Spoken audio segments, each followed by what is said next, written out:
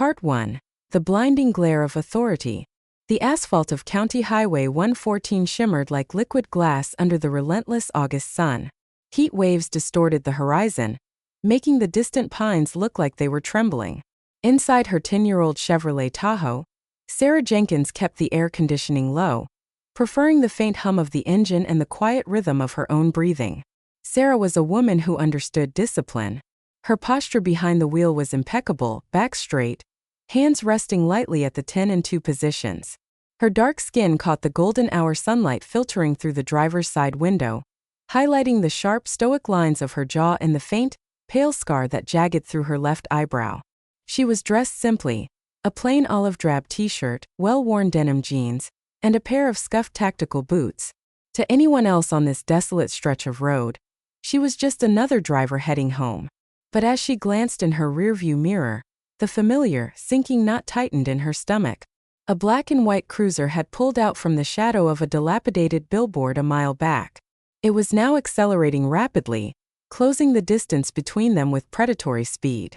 Sarah's eyes flicked to her speedometer. She was doing exactly 55 miles per hour in a 55 zone. Her registration was up to date. Her taillights were fully functional. She had checked them herself that morning before leaving the VA hospital in the city.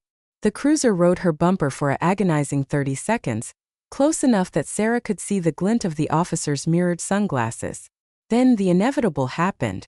The light bar erupted in a frantic strobe of red and blue, painting the interior of Sarah's SUV in harsh, violent flashes. The brief wail of the siren cut through the rural silence. Sarah didn't panic. Panic was a luxury she had unlearned years ago in the dust-choked valleys of the Karangal. Instead, her training kicked in. She signaled, smoothly decelerated, and guided her heavy vehicle onto the wide gravel shoulder, ensuring there was plenty of room for the officer to approach safely without stepping into traffic. She shifted into park, turned off the engine, removed the keys and placed them on the dashboard. Then she rolled down all 4 windows, a gesture meant to show transparency, and placed both hands flat on the top of the steering wheel. She took a slow, measured breath in through her nose and out through her mouth. Count to 4. Hold for 4. Exhale for 4. Tactical breathing. It kept the heart rate down. It kept the mind sharp. In the cruiser, Officer Marcus Thorne killed the siren and sat for a moment, running the Tahoe's plates. Clean. No outstanding warrants. Registered to a Sarah Jenkins. No red flags. Marcus gritted his teeth, his jaw muscles flexing. He was a man who thrived on a particular brand of rural authority, the kind that went unquestioned and unchecked. He had been having a miserable week, passed over for a promotion in favor of a younger, college-educated deputy. Marcus despised anything that challenged his worldview, and seeing a black woman driving a sturdy, well-kept SUV through what he considered his county ignited a petty, simmering prejudice that was always lurking just beneath his badge. He unbuckled his seatbelt, adjusted his duty belt so the weight of his Glock 19 sat prominently on his hip, and pushed the door open. The heat instantly enveloped him, worsening his foul mood. Marcus approached the Tahoe slowly, an aggressive swagger in his step. He deliberately paused at the vehicle's rear bumper, pressing his thumb heavily against the taillight to leave a smudge of a fingerprint, a cop trick just in case things went south. He walked up the driver's side, keeping his body bladed, his hand resting casually but menacingly on the butt of his firearm. He stopped just behind the driver's window, forcing Sarah to turn her head uncomfortably to look at him. License, registration, and proof of insurance, Marcus demanded. No greeting. No explanation for the stop. Just a barked order. Good afternoon, officer, Sarah said. Her voice was calm, a rich, even baritone that betrayed absolutely no fear. They are in the glove compartment. I will need to reach across to get them. Is that all right? Marcus's eyes narrowed behind his aviator sunglasses. He didn't like her tone. It wasn't disrespectful, but it wasn't subservient either. It was composed. Too composed. He was used to people sweating, stammering, and apologizing before he even told them what they did wrong. Just get them, he snapped. And keep your movements slow. Yes, officer. Sarah moved with deliberate, telegraphed slowness. She unbuckled her seatbelt, the click loud in the tense silence. She leaned over, popped the glove box, retrieved a small leather folio, and handed the requested documents out the window. Her hands immediately returned to the 10 and 2 position on the steering wheel. Marcus snatched the papers. He scrutinized her driver's license, looking from the small photo to Sarah's face, as if hoping to find a discrepancy. Sarah Jenkins, he read aloud, dragging out the syllables in a mocking drawl. You're a long way from home, Sarah. Address says you live up in the city. What brings you down to Oakhaven County? I was visiting a friend, Sarah replied evenly. A friend? Marcus sneered, looking around the empty, sun-baked landscape. Ain't nothing out here but farms and the cemetery. Which farm were you at? I was at the cemetery, officer. Marcus paused, thrown off for a fraction of a second, before his aggressive demeanor snapped back into place. Who visits a cemetery on a Tuesday afternoon? Someone who misses their friend, Sarah answered, her gaze fixed straight ahead through the windshield, refusing to let him see the flash of grief that accompanied the memory of Staff Sergeant Miller, whose grave she had just cleared of weeds. Look at me when I'm talking to you, girl, Marcus growled, leaning in closer to the window, invading her space. Sarah slowly turned her head. Her dark, intelligent eyes met his mirrored reflection. She didn't blink. She had stared down warlords, insurgent commanders, and the chaotic abyss of mortar fire. A small-town bully in a polyester uniform did not intimidate her. But she knew the danger he posed. She knew that in this dynamic, he held the monopoly on state-sanctioned violence. I am looking at you, officer, Sarah said softly. Could you tell me why I was pulled over? Marcus bristled. The absolute lack of fear in her eyes infuriated him. It felt like a challenge to his authority. He decided right then that he was going to break her composure no matter what it took. You swerved, Marcus lied effortlessly. Crossed the double yellow line back near mile marker 42. Looked like you might be driving under the influence. I see, Sarah said. She knew she hadn't swerved. She drove with the precision of a trained convoy operator. I assure you I am completely sober, officer. I haven't had a drink in over 5 years. Sure you haven't, Marcus scoffed, stepping back. He shone his heavy maglite into the back seat of the Tahoe, despite it being broad daylight. He was looking for a reason, an excuse. Got any weapons in the vehicle? Drugs? Large amounts of cash? No, officer. I do not. Mind if I take a look? I do mind, officer, Sarah said firmly. I do not consent to a search of my vehicle. The words hung in the oppressive summer air. It was a perfectly legal response, a constitutional right, but to Marcus Thorne it was an act of supreme defiance. His face flushed a dark, angry red beneath his uniform hat. Oh, you don't consent? Marcus laughed, a harsh grating sound. He unclipped his radio. Dispatch, this is Unit 4. I've got a non-compliant driver at Highway 114 and Creek Road. Be advised, I am instructing the suspect to exit the vehicle. He dropped the radio and placed his hand back on his gun. Step out of the car, Sarah, he ordered, his voice dripping with malice. Now. Sarah's jaw tightened. The tactical computer in her brain analyzed the situation. Threat level escalating. Subject is irrational, armed and seeking confrontation. Compliance is the highest probability for survival. I am stepping out of the vehicle.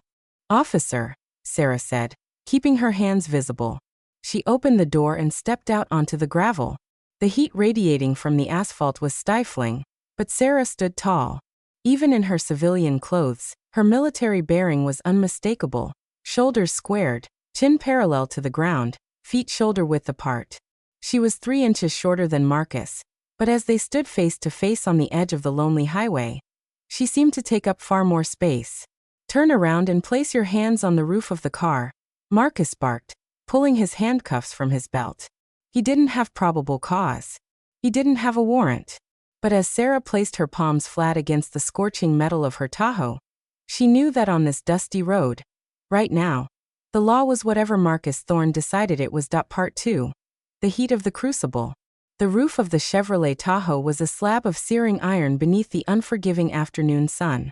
Sarah pressed her palms flat against the dark metal, feeling the heat radiate through her skin, a slow, biting burn that tested her legendary discipline.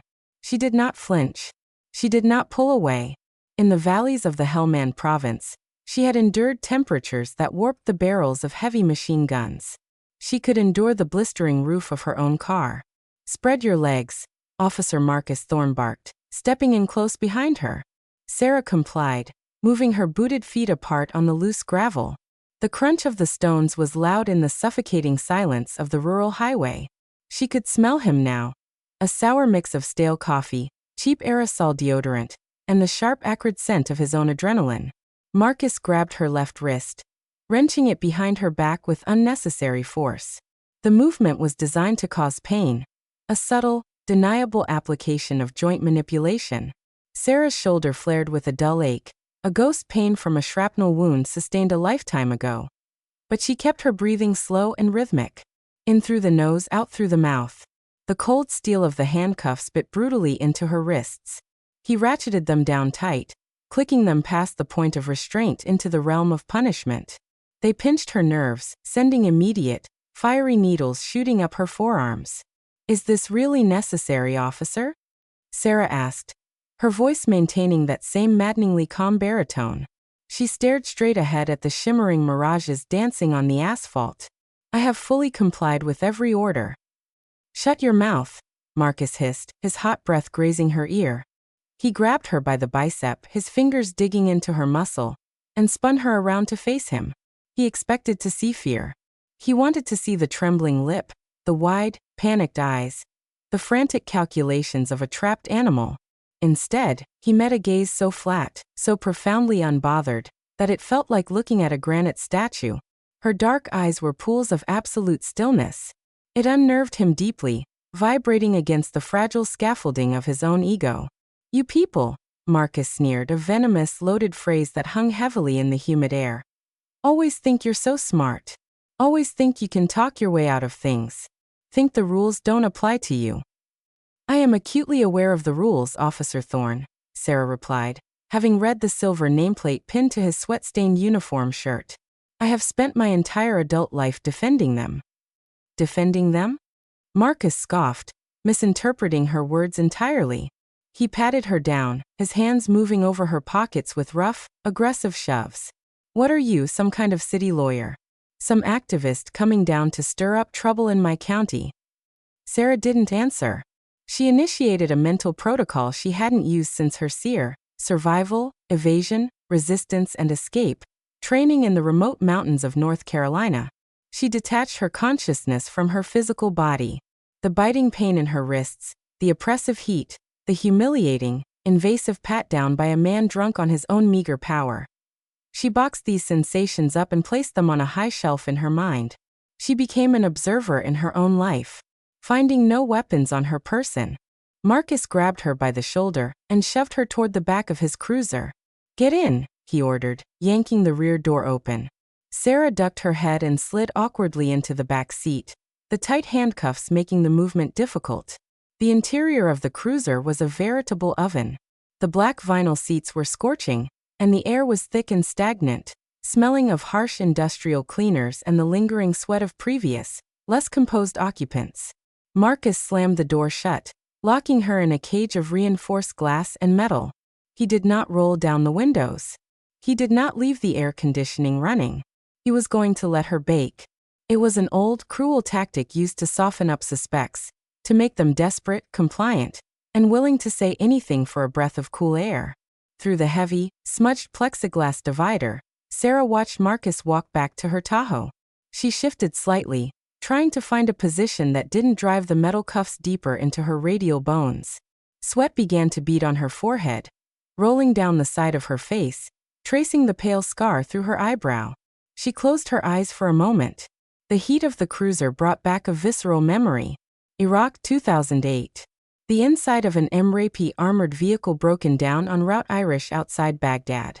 The ambient temperature was 115 degrees, the armor plating trapping the heat until it felt like a blast furnace.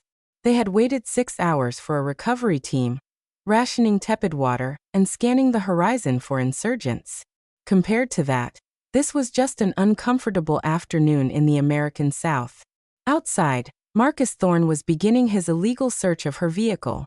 He opened the driver's side door and began pulling things out with a careless, destructive frenzy. Sarah watched with detached stoicism as he emptied her center console. Maps, a tire pressure gauge, a small flashlight, and a bundle of spare fuses were tossed haphazardly onto the passenger seat. He ripped off the steering wheel cover and threw it onto the floorboards. He moved to the glove compartment, tossing all of her neatly organized vehicle maintenance receipts and the owner's manual onto the gravel shoulder. The wind caught a few of the papers, sending them skittering across the hot asphalt. Marcus was growing frustrated. He had expected to find a stash of illicit drugs, perhaps a hidden firearm, or bands of cash. He wanted justification. He needed justification for the escalating severity of this traffic stop. But the Tahoe was impeccably clean. There was no trash, no smell of contraband, no hidden compartments. It was the vehicle of a person whose life was ordered, disciplined, and transparent. Wiping a thick layer of sweat from his brow, Marcus marched to the rear doors, yanking them open. The back seat was immaculate, save for a small, olive-green canvas duffel bag sitting on the floorboard. Marcus's eyes lit up. This was it. This had to be it. He grabbed the bag by its heavy webbing strap and hauled it out onto the shoulder, letting it drop onto the gravel with a heavy thud. Inside the cruiser, Sarah's breathing remained steady. That was her gym bag. It held nothing more menacing than a pair of boxing gloves, hand wraps, athletic tape, and a water bottle. Marcus unzipped the duffel and began pulling its contents out, dumping them directly into the dirt. A pair of red Everlast gloves rolled away. A gray t-shirt landed in the dust. He kicked the items with the toe of his polished boot, disgusted by the lack of contraband.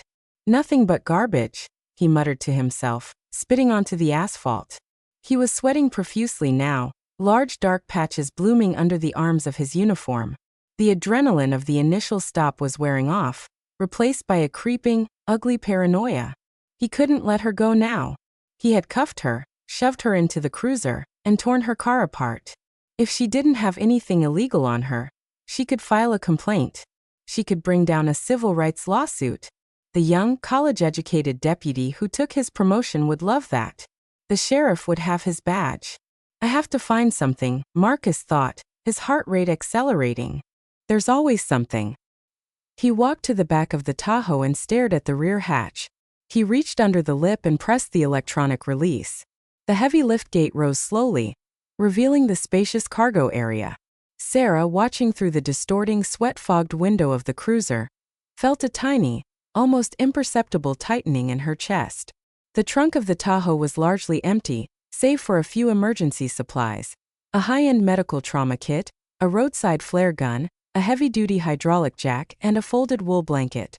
But pushed all the way to the back, secured flush against the rear seats by heavy nylon ratchet straps, was a large black Pelican hard case.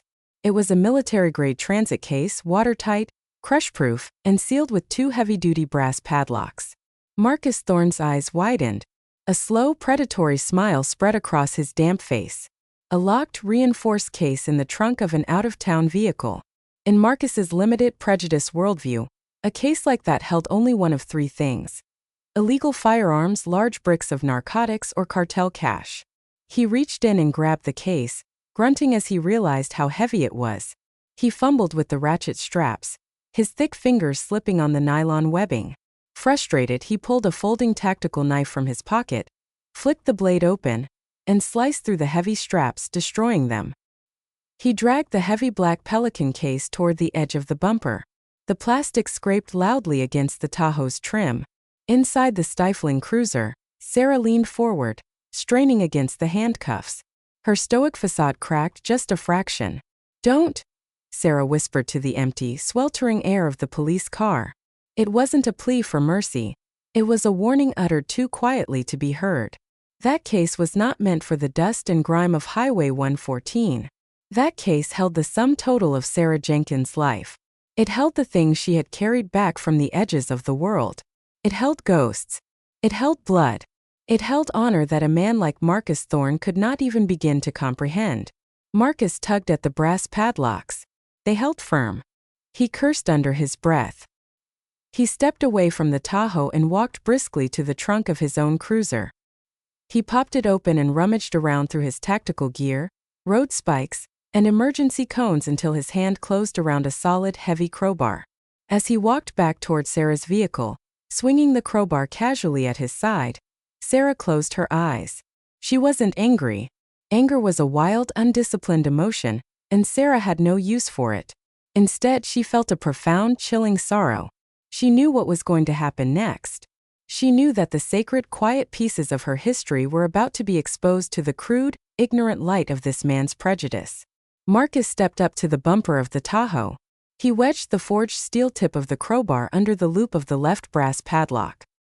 He braced his foot against the bumper, took a deep breath, and leaned his entire body weight into the pry bar.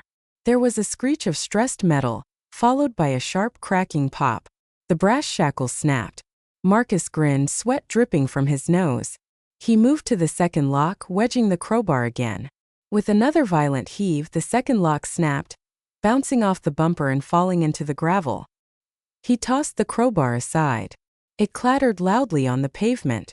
Marcus wiped his hands on his uniform pants, a thrill of impending triumph coursing through his veins. He was about to make the biggest bust of his career. He was about to show this arrogant, defiant woman exactly who held the power. He placed his hands on the heavy plastic latches of the Pelican case, his thumbs pressing into the release buttons. He threw the heavy lid back. The hinges groaned. Marcus Thorne looked down into the case, expecting to see vacuum-sealed bags of white powder or the cold, oiled steel of smuggled weapons. Instead, the afternoon sun spilled into the black interior of the case, illuminating an array of objects that made absolutely no sense to him. He blinked, the harsh glare temporarily blinding him, trying to process the strange, colorful, and neatly arranged items before him. He hadn't found drugs. He hadn't found weapons. He had just opened a reliquary, and he had no idea what he was looking at. Part 3. The weight of the reliquary. The glare of the relentless afternoon sun reflected off the pristine interior of the Pelican case, casting a golden halo over the objects nestled within. Officer Marcus Thorne stood frozen at the bumper of the Tahoe, his hands resting on the heavy plastic lid he had just thrown back. His brain, primed for the adrenaline spike of a major drug bust, misfired. There were no plastic-wrapped bricks of cocaine. There were no stacks of illicit, rubber-banded $100 bills. There were no smuggled, unregistered firearms. Instead, the interior of the case was lined with custom-cut, high-density polyethylene foam, overlaid with a rich, midnight blue velvet.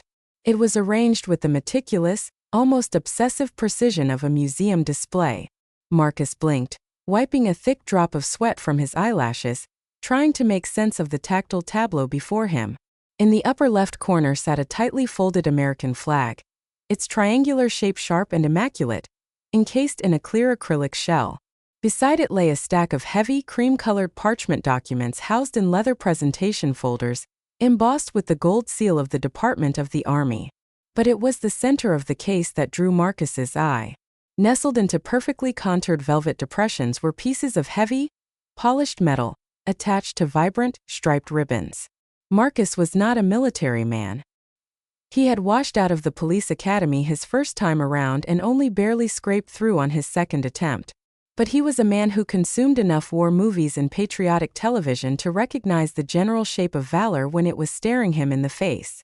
His thick fingers, slick with sweat and grease, reached down into the case. He bypassed the smaller medals, the Global War on Terrorism Expeditionary Medal, the Afghanistan Campaign Medal with 3 Bronze Service Stars, the Army Commendation Medals, and picked up a distinct, heart-shaped piece of purple enamel featuring the gold profile of George Washington. A purple heart. Marcus swallowed hard. His throat felt like it was coated in sandpaper. He set the medal back into its velvet cradle, his movements suddenly hesitant, stripped of their earlier destructive bravado. He reached for one of the leather presentation folders.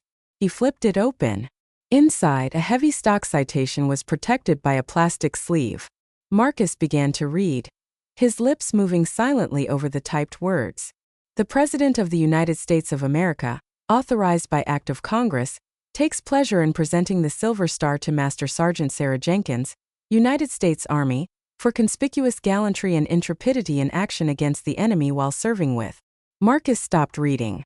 The words Silver Star and Master Sergeant echoed in his head like a gunshot in a canyon. The Silver Star was the third highest military combat decoration that can be awarded to a member of the United States Armed Forces. His eyes darted down the page, skimming the dense military terminology to grasp the narrative of the citation. When her convoy was ambushed by a numerically superior enemy force utilizing rocket-propelled grenades and concentrated small arms fire, Master Sergeant Jenkins, despite sustaining severe shrapnel wounds to her face and shoulder, refused medical evacuation.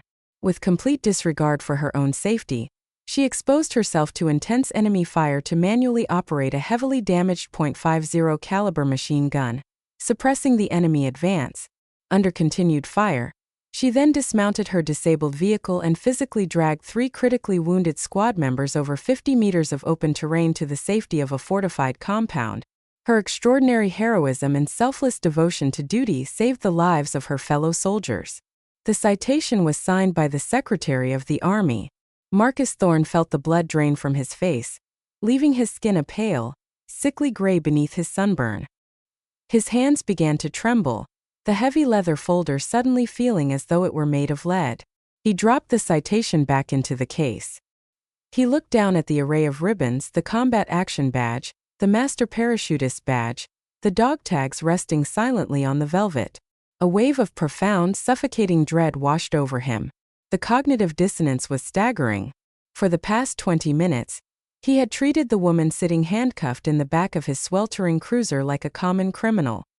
He had degraded her, physically assaulted her through the harsh application of the cuffs, destroyed her property, and locked her in a literal oven. He had done it because she was black, because she was calm, and because she didn't bow to his petty rural authority. He had intended to break a nobody.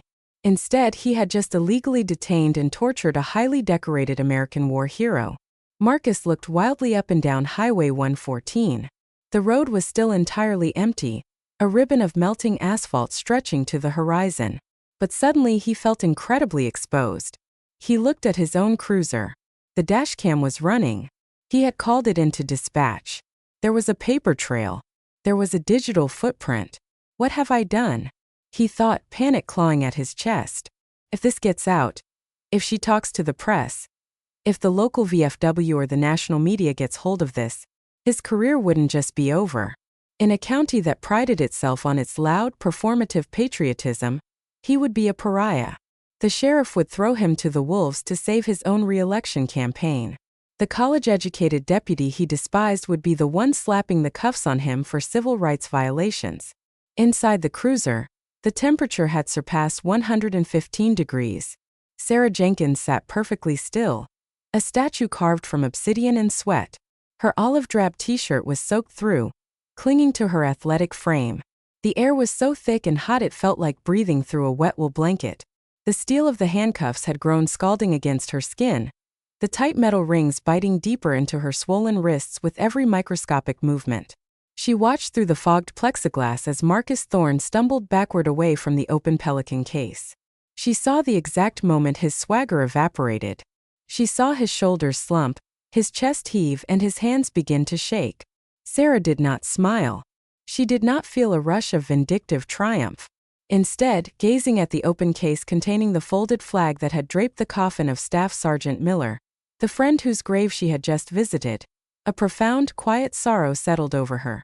She remembered the metallic tang of blood in the dust of the Corangle Valley. She remembered the deafening roar of the RPG that had flipped her MRAP.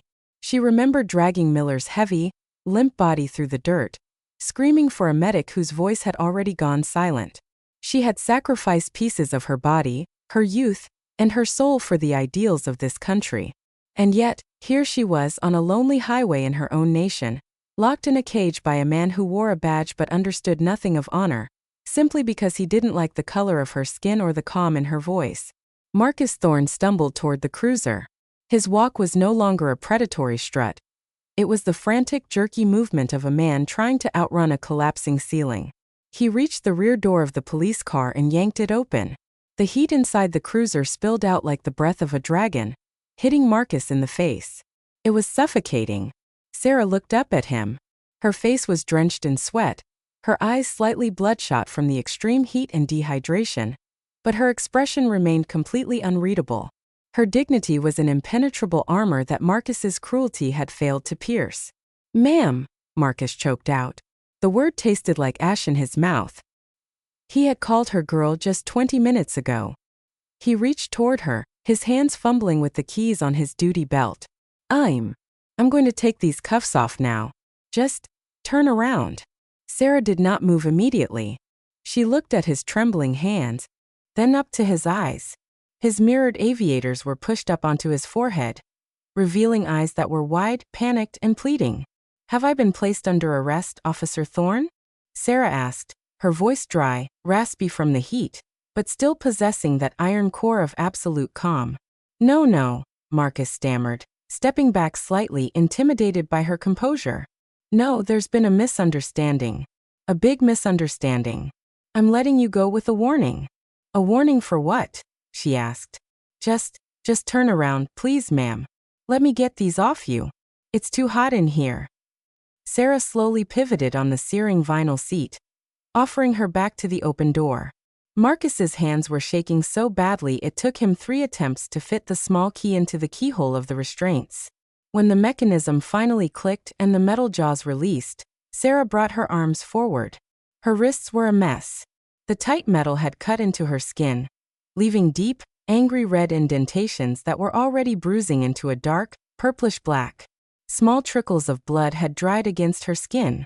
She rubbed her wrists slowly, methodically, restoring blood flow. She stepped out of the cruiser, her boots crunching on the gravel. The 95-degree outside air actually felt cool compared to the oven she had just escaped. Marcus stood a few feet away, practically vibrating with nervous energy. He was trying to figure out how to put the genie back in the bottle. He needed to de-escalate. He needed her to drive away and never speak of this. "Look, Master Sergeant," Marcus said, using her rank, hoping the sign of respect would act as a salve on the brutal wounds he had just inflicted. I saw your case. In the trunk. I didn't know. If you had just told me you were a veteran." "If I had told you," Sarah interrupted. It was the first time her voice had risen above a conversational level. The sheer, freezing authority in her tone made Marcus physically flinch. Sarah took a step toward him. Despite her battered wrists and heat exhaustion, she moved with the grace and lethality of an apex predator. "Does the Constitution of the United States apply only to those who have bled for it, Officer Thorne?" Sarah asked, her dark eyes locking onto his. "Does a citizen require a silver star to avoid being illegally detained, physically assaulted, and locked in a sweltering vehicle on the side of a highway?" "No, ma'am, that's not what I meant. You stopped me because of the color of my skin," Sarah stated, not as an accusation, but as an undeniable, objective fact. "You escalated this encounter because my compliance did not look like fear. You destroyed my property because you felt entitled to my submission." She walked past him, ignoring his stammering, and moved toward the back of her Tahoe. She looked at the ruined brass padlocks lying in the dust. She looked at her gym clothes, her flashlight, and her vehicle registration scattered across the dirt shoulder like trash. And then she looked at the open Pelican case. The folded flag. The purple heart. The silver star. Marcus followed her, hovering awkwardly like a chastised child.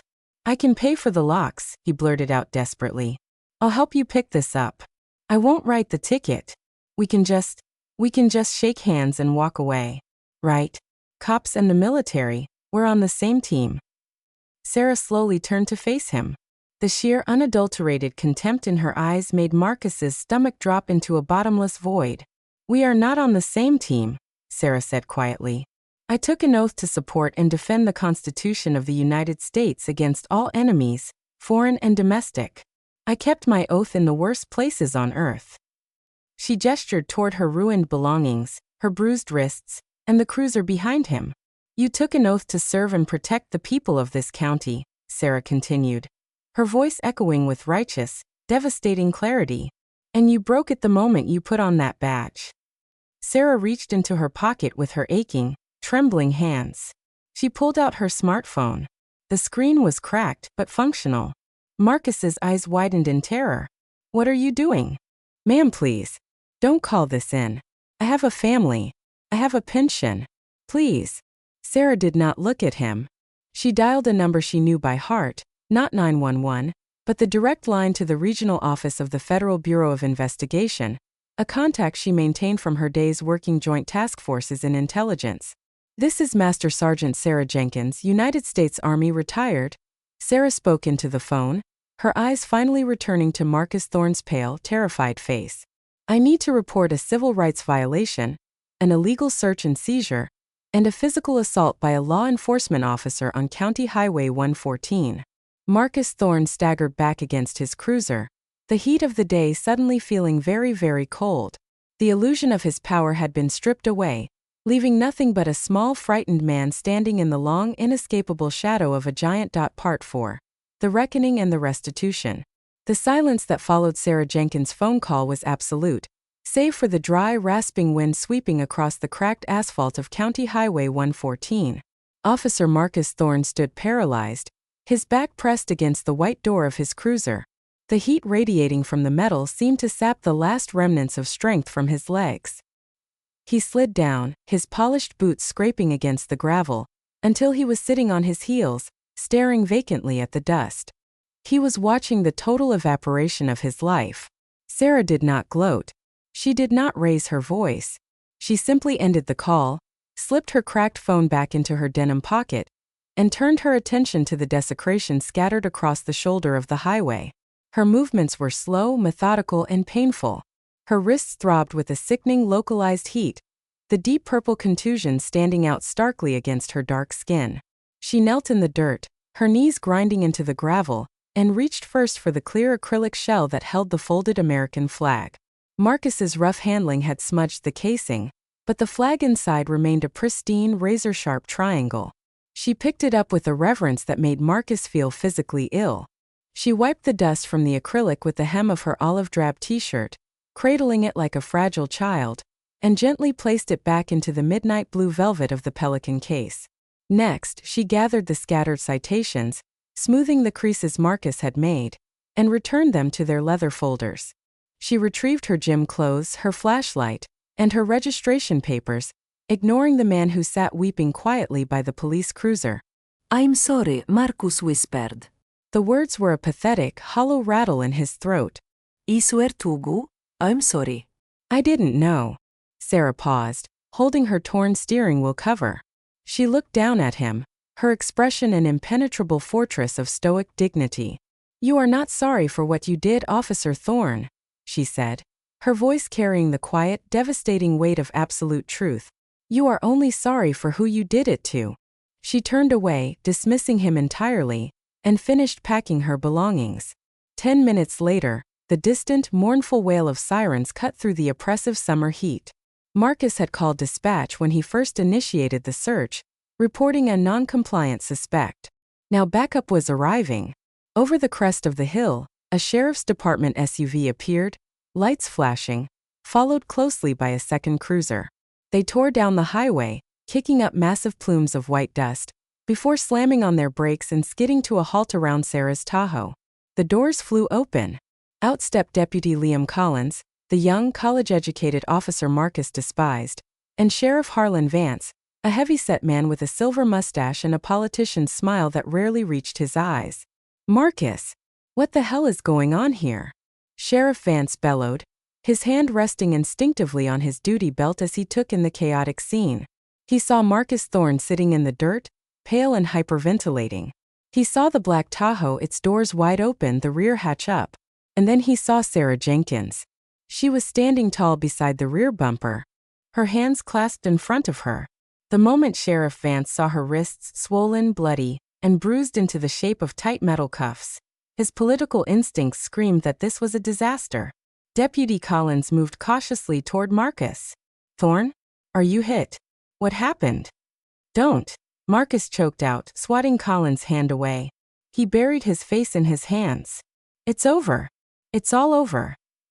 Sheriff Vance approached Sarah, putting on his best authoritative yet friendly facade. "Mum, I'm Sheriff Vance. Can you tell me exactly what transpired here? Are you injured?"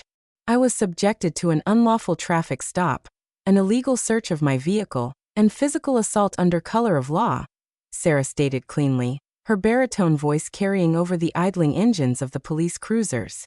My wrists were intentionally over-tightened in restraints, and I was locked inside an unventilated patrol vehicle in 95-degree heat. Vance's eyes darted to the ruined padlocks on the ground, and then to the open pelican case in the back of the Tahoe. He stepped closer, peering inside. When he saw the Purple Heart and the Silver Star, the blood drained from his face, just as rapidly as it had from Marcus's. Jesus Christ, Vance muttered under his breath. He immediately pivoted, adopting a placating, sycophantic tone. Master Sergeant. Mum. I cannot apologize enough for this. This is a terrible, terrible misunderstanding. Officer Thorne is a hothead. He's been under a lot of stress. Stress does not override the Fourth Amendment, Sheriff, Sarah cut in smoothly. Nor does it excuse torture. Now let's not use words like torture, Vance said, holding his hands up, trying to keep the situation contained. I promise you, I will handle this personally. Officer Thorne will be suspended pending a full internal review. We can get you some medical attention, pay for the damages to your property, and we can resolve this right here, officer to officer. There's no need to ruin a man's life over one bad day, is there? It was the classic good old boy defense. Protect the shield. Protect the department.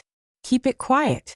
Sarah looked at Sheriff Vance with the same piercing intensity she had used on insurgent negotiators in the dusty villages of Afghanistan.